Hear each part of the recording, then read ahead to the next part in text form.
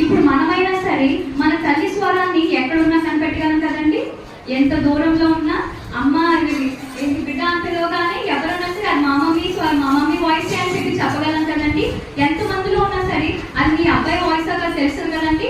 ఎక్కడైనా అబ్బాయి గట్టిగా మారుస్తున్నాడు అనుకో, ఇది ఏదో అంటున్నాడు, ఇది మా అబ్బాయి ఖచ్చితంగా అని చెప్పి మనకు తెలుస్తుందా లేదా? అది ఎలా తెలుస్తుంది? ఆ సంభాషణ బట్టి, మనకున్న రిలేషన్ బట్టి, మన ఫ్యామిలీలో ఒకరికొక రిలేషన్ బట్టి మన స్వరాన్ని గ్రహించగలుగుతున్నాం. కాబట్టి మిగతా వాళ్ళ కాకుండా ఈ రోజే అన్న చిన్నది పౌలు గారితో ఎటువంటి సంబంధం కలిగి ఉందండి? చాలా దగ్గర సంబంధం కలిగి ఉంటే మనం చూస్తాం.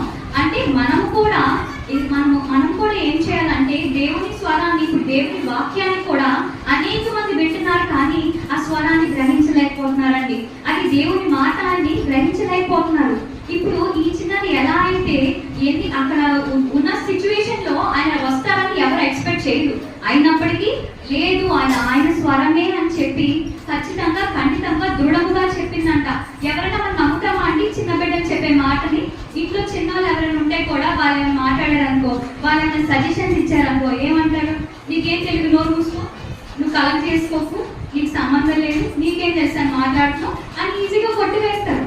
కానీ ఈ బిడ్డ, చిన్న బిడ్డ అయితే ఏం చేసిందంటే దృఢముగా చెప్పిందంట. ఒకసారి అపోస్తలుల కార్యాలు 12వ అధ్యాయము 15వ వచనం చేయండి. అందుకు వారు, నువ్వు పిచ్చిదానివి,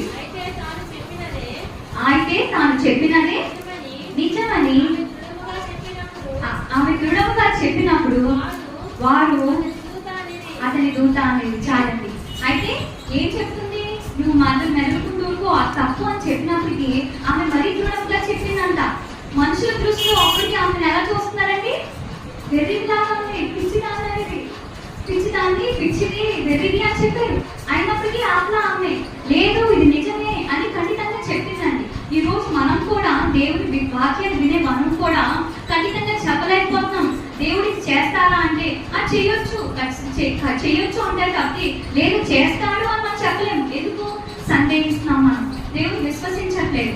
అయితే ఈ బిడ్డ సందేహించకుండా మనుషుల దృష్టిలో వెర్రితనంగా అనిపించినప్పటికీ తను దృఢంగా చెప్పిందండి. అలాగే మనం చూసినట్లయితే అపోస్తలుడైన పౌలు గారి గురించి మనం ఆలోచించినప్పుడు, ఎప్పుడైతే అపోస్తలుడైన పౌలు గారిని అప్పగించాలని చూసినప్పుడు అగ్రిప్ప రాజు గారికి, ఫేస్తు గారికి ఎదుట ఆయన నిలబెట్టినప్పుడు, అయితే నీ గురించి నువ్వేం చెప్పుకుంటావో చెప్పుకో అని చెప్పినప్పుడు ఆయన తన జీవితంలో జరిగిన సాక్ష్యాన్ని అక్కడ చెప్పడం మనం చూస్తాం. అయితే ఆయన ఏం చెప్తున్నారు అక్కడ? నేను ఇలాగా యూదులలో నేను పరిశుద్ధుడిని, అన్ని శాస్త్ర ప్రవీణతలు నాకున్నాయి, నేను ధర్మశాస్త్రం అంతా నేను చూసిన వాడిని, అయితే ఇలా క్రీస్తుకు వ్యతిరేకంగా నేను జీవించాను, వాళ్ళందరూ నేను హింసించాను. అయితే దమస్కు మార్గంలో దేవుడు నన్ను దర్శించి, నన్ను ఎందుకు బాధ పెడుతున్నావు దర్శించినప్పుడు నా దేవుడు నన్ను పట్టుకున్నాడు, దేవుడు నన్ను మార్చారు అని ఆయన సాక్ష్యాన్ని అలా చెప్పుకుంటూ వచ్చినప్పుడు, అయితే అక్కడ ఏమన్నారు ఒకసారి చూద్దామండి. అపోస్తలుల కార్యము 26వ అధ్యాయము 24వ వచనం. అతడు ఇలాగ సమాధానం చెప్పుకొనుచుండగా ఫేస్తు, పౌలా, నువ్వు వెర్రివాడవు, అతి విద్య వలన నీకు వెర్రి పట్టినదని గొప్ప శబ్దంతో చెప్పాను. అందుకు పౌలు ఇట్లానే మహాగణిత వహించిన ఫేస్తు, నేను వెర్రివాడను కాను, సత్యమును స్వస్థ బుద్ధి గల మాటలనే చెప్పుచున్నాను. ఇప్పుడు చాలండి. ఇక్కడ ఏమంటారండి పౌలు గారు? అక్కడ ఎవరి ముందు ఒప్పుకుంటున్నారు ఇదంతా? అధికారుల ముందు, రాజుల ముందు ఆయన చెప్తున్నారు. ఏంటి, ఈయన ఇంతకు ముందు ఎలా ఉండేవాడండి? యూదులు అక్కడ ఆయనే చేశారు ఆ కార్యాలని. ఆయనే నాకు లెటర్ రాసివ్వండి, నేను దమస్కులో ఉన్న క్రైస్తవులు కూడా నేను హింసిస్తానని పనుగట్టుకొని ఆయన తీసుకుని మరీ అందరిని హింసించి ఆయన. ఈ రోజు కూడా మనం చూస్తాము, ఇప్పుడు చాలా వ్యతిరేకతలు జరుగుతూ ఉన్నాయి. కానీ వాళ్ళే ఒకవేళ మార్చి చెప్పారంటే మనం ఏంటంటే, ఇది మొన్నటిదాకా ఎలా ఉన్నాడో మనకు తెలియదా, మనం చూడలేదా, ఇప్పుడు ఇతను చెప్తున్నాడా అని చెప్పి అనుకుంటాం కదా. అయితే ఇతను ఏమాత్రం సిగ్గుపడలేదు. నా గత భవిష్యత్తు ఎలా ఉంది అని ఆలోచించలేదు, నా గత జీవితం ఎలా ఉంది, నన్ను ఏమనుకుంటారని ఆలోచించలేదు. కానీ అయితే దేవుడు తన జీవితం పట్ల జరిగించిన కార్యాలు, ఆయన క్రీస్తు శిలువలో మరణించిన తర్వాత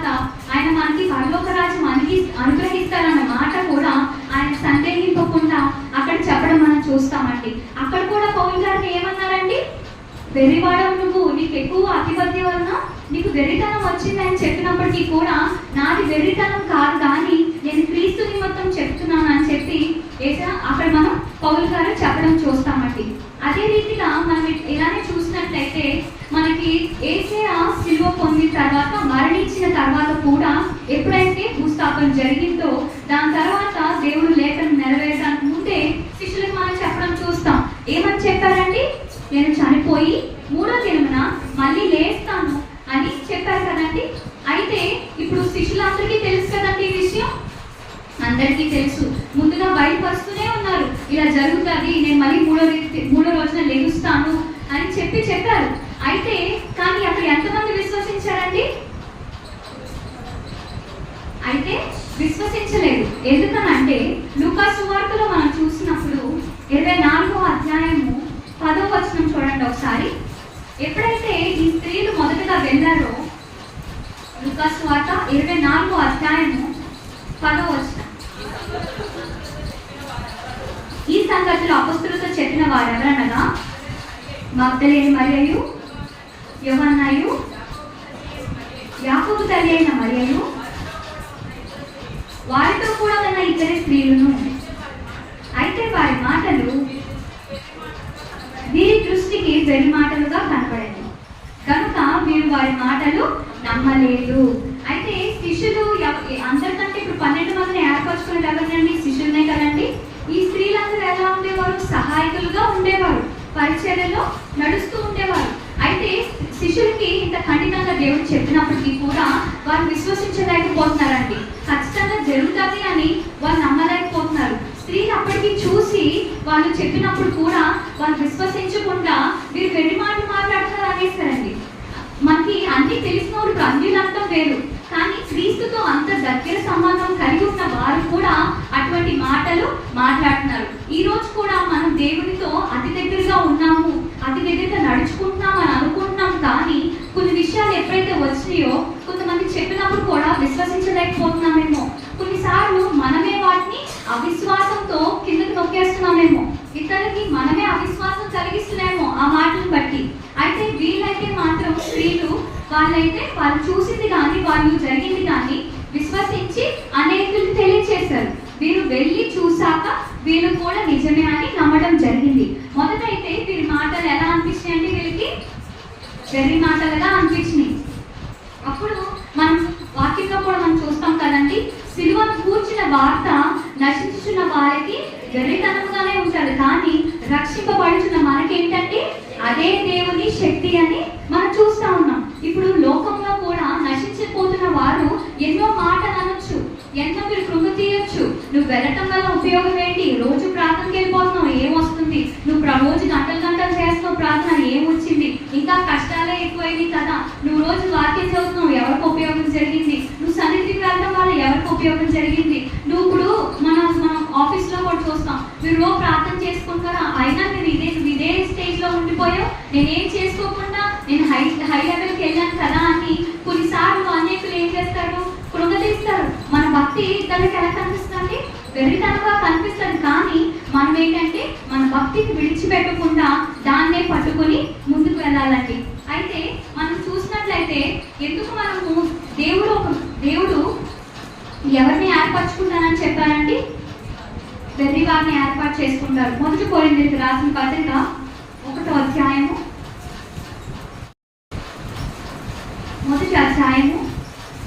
21వ వచనం చూడండి ఒకసారి.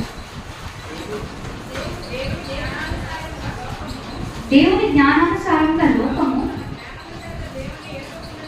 తన జ్ఞానం చేత దేవుని ఎరుగుకుండినందున సువార్త ప్రకటనయను వెర్రితనము చేత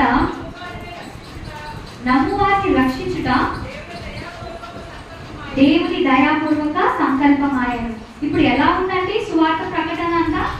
వెర్రితనంగా అనిపిస్తుందంట లోకులకి. నిజమే కదండి. ఇప్పుడు లోకంలో ఉన్న వాళ్ళు కూడా వాళ్ళ జ్ఞానాన్ని చూసుకొని, వాళ్ళ చదువుని చూసుకొని, వాళ్ళు ఏంటంటే వాళ్ళు చూసుకొని లాజిక్స్ మాట్లాడతారండి. ఇది సైంటిఫిక్ గా చూస్తే, లాజిక్ గా చూస్తే, థియరీ ప్రకారంగా చూస్తే అని వాళ్ళ జ్ఞానాన్ని బట్టి ఆలోచిస్తూ ఉంటారు, వాళ్ళ జ్ఞానాన్ని బట్టి తీర్పులు తీరుస్తూ ఉంటారు. ఏమని? ఇది జరగడానికి అసలు అసంభవం కదా, ఇది మనం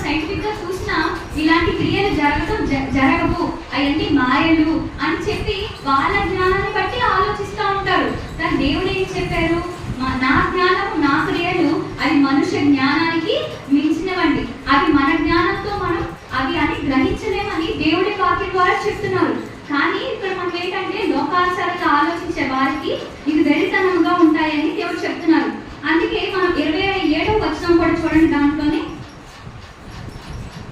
ఏ శరీరియు దేవుని ఎదుట అతిశయింపకుండునట్లు జ్ఞానులను సిగ్గుపరచుటకు లోకంలో నుండి వెర్రి వారిని దేవుడు ఏర్పరచుకునేనండి. చాలండి. అయితే ఎందుకంటే జ్ఞానుల జ్ఞానాన్ని వ్యర్థపరచడానికంట. ఇప్పుడు ఏంటంటే వాళ్ళని దేవుడు ఏర్పాటు చేసుకుంటే వాళ్ళు ఏమనుకుంటారు? ఇది నా జ్ఞానాన్ని బట్టి నేను చేస్తున్నాను, నా జ్ఞానాన్ని బట్టి నేను చెప్తున్నాను అని అనుకుంటారని దేవుడు అయితే వెర్రి వారిని ఏర్పాటు చేసుకొని వాళ్ళని నిలబెట్టి ఆయన సాక్షులుగా నడిపించుకుంటారంట. మన శిష్యులు కూడా చూసినప్పుడు విద్యలేని పామరులు వీళ్ళు ఎలాగ ఈ మాటలు చెప్తున్నారు, ఎలాగ ఈ కార్యాలు చేస్తున్నారు అని చెప్పి అందరూ ఆశ్చర్యపడ్డారండి. ఎందుకంటే ఆ వాళ్ళకి వాక్యం అంతేది కాదు. ఇవన్నీ మనం చూసినప్పుడైతే యూదులు వాళ్ళ వారికి ధర్మశాస్త్రాన్ని వాళ్ళు బోధించడంలో కూడా వాళ్ళకి కొంతవరకే ఉండేది, అంతేది వాక్యం కానీ జ్ఞానాన్ని కానీ మిగతా వాళ్ళకి ఏంటంటే తగిన జ్ఞానం అంతేది కాదు. ఇప్పుడు జ్ఞానం సంపాదించుకున్న వాళ్ళు ఏం చేసేవాళ్ళు? మిగతా వాళ్ళని చులకన చేసేవాళ్ళు, మిగతా వాళ్ళని తక్కువ చేసి చూసేవాళ్ళు. దేవుడు అయితే వాళ్ళ సొంత జ్ఞానాన్ని ఉపయోగించుకునే వాళ్ళని చూడలేదండి. నీది నా జ్ఞానం వల్ల నేను చేస్తున్నాను అని అనుకుంటారు. రేపు పొద్దున వాళ్ళు ఏమనుకుంటారు? అటువంటి మనసు కల వాళ్ళు ఏంటంటే రేపు ఒకవేళ దేవుడు వాళ్ళకి స్వస్థత వరాలు ఇచ్చినా కానీ ఇటువంటి వరాలు ఇచ్చినప్పటికీ వాళ్ళు ఏమనుకుంటారు? ఇది నా సామర్థ్యం అనే మనసు వాళ్ళకి రాకుండా ఉండాలని దేవుడు ఏం చేశారంటే వెర్రి వారిని విద్యలేని పామరులను ఎన్నుకొని ఆయన శిష్యులుగా చేసుకొని ఆయన కోసం సాక్షులుగా నిలబెట్టారండి. ఈ రోజు కూడా మనకి జ్ఞానం లేదు, నేను దేనికి పనికిరాను అని మీరు అనుకుంటున్నారేమో. ఒకవేళ వారి ఉద్యోగాల్లో కానీ ఇతర విషయాల్లో కానీ నా జ్ఞానం దేనికి సరిపోదు కదా తండ్రి, నేను ఏం చేయను ప్రభా, నా జ్ఞానంతో నేను సాధించలేను కదా ప్రభా, నా జ్ఞానంతో నేను ఎగ్జామ్ రాయలేను తండ్రి, నా జ్ఞానంతో నా ముందున్న పరుగుని నేను నడిపించలేను ప్రభా, అందరు నన్ను మొత్తుతాను అంటున్నారు తండ్రి అని మీరు అనుకోవచ్చు. కానీ దేవుడైతే మిమ్మల్ని ఎన్నుకుంటున్నారండి. ఈ రోజు ఈ వాక్యము కూడా ఏదో యాదాలాపంగా దేవుడు తీసుకురాలేదు, కానీ నేను విశ్వసిస్తున్నాను ఈ రోజు ఈ మాట మీరు వినడానికి ఇక్కడ దేవుడు మిమ్మల్ని ఏర్పాటు చేశారేమో. ఎందుకంటే ఒకవేళ మనుషుల దృష్టిలో మీరు ఆ రీతిగానే ఉండొచ్చు, కానీ దేవుని దృష్టిలో మాత్రం దేవుని జ్ఞానంతో మీరు నింపిమన్నప్పుడు అది వెర్రితనముగా కాదు కానీ దేవుని శక్తితో నింపబడతారని దేవుడు తెలియజేస్తున్నారండి. అయితే వీళ్ళు మాత్రమే కాదండి, యేసును కూడా వెర్రివాడని అనడం జరిగింది. యోహాను సువార్త 10వ అధ్యాయము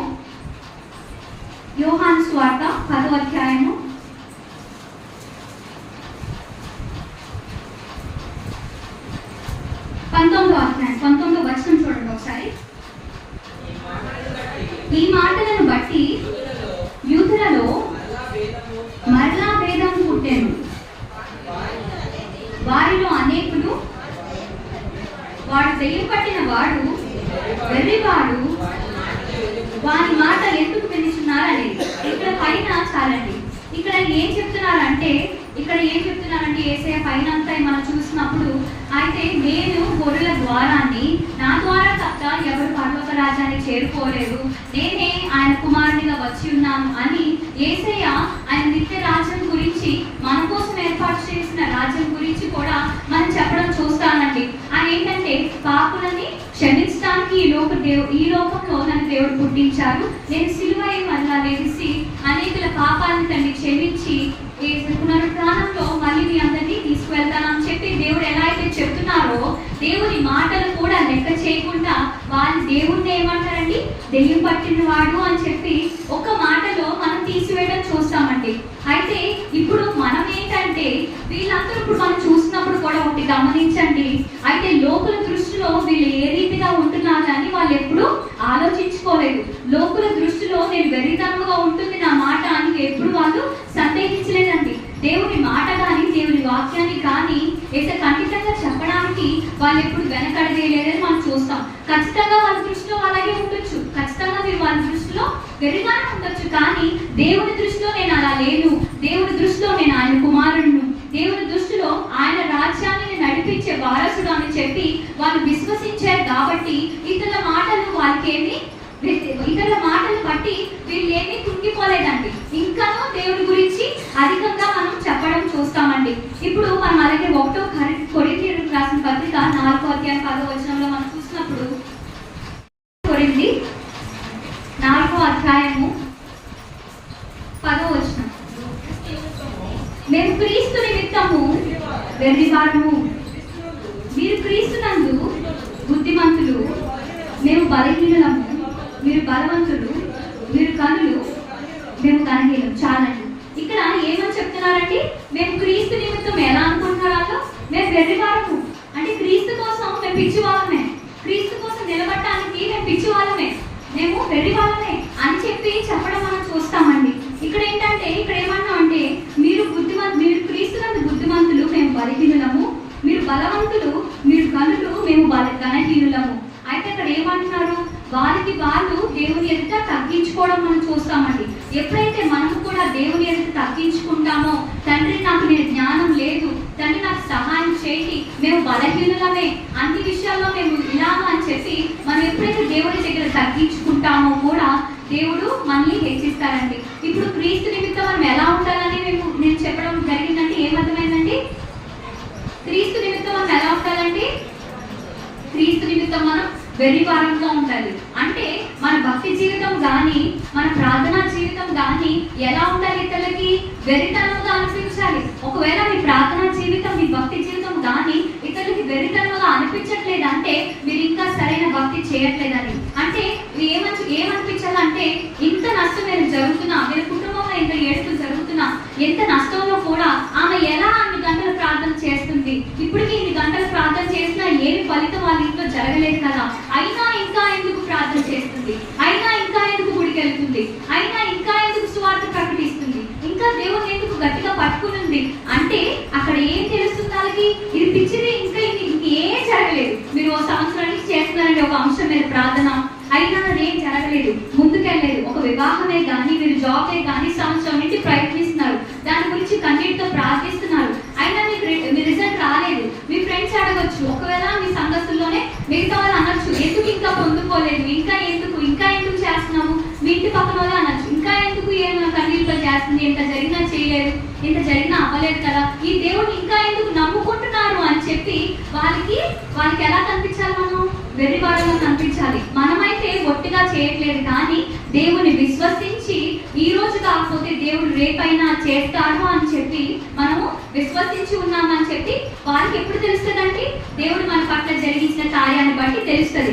అప్పటి వరకు మన లోకుల దృష్టిలో వెర్రివారంగా ఉన్నా పట్టించుకోకూడదు, మనం పిచ్చి వాళ్ళగా అనిపిస్తా పట్టించుకోకూడదు. ఇంత బలహీనతలో కూడా ఎందుకు సువార్త చెప్తుంది, నీకే చేయలేదు నాకేం చేస్తాడని వాళ్ళు ఎన్ని వెర్రి మాటలు మాట్లాడినప్పటికీ మన భక్తి జీవితాన్ని అవతల వాళ్ళకి వెర్రితనంగా కనిపించినప్పుడే కూడా మనము భక్తి జీవితంలో కరెక్ట్గానే వెళ్తామని అర్థం అండి.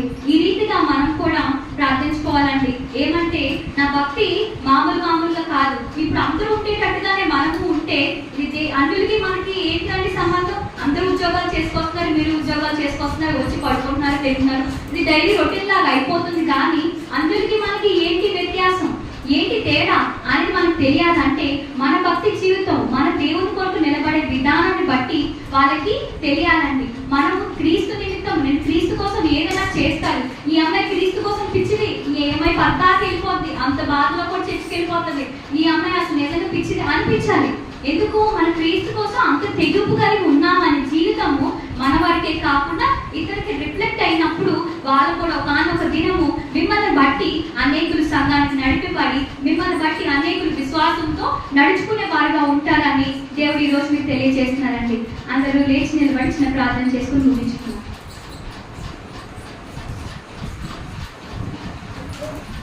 యేసయ్యా నీకే స్తోత్రం.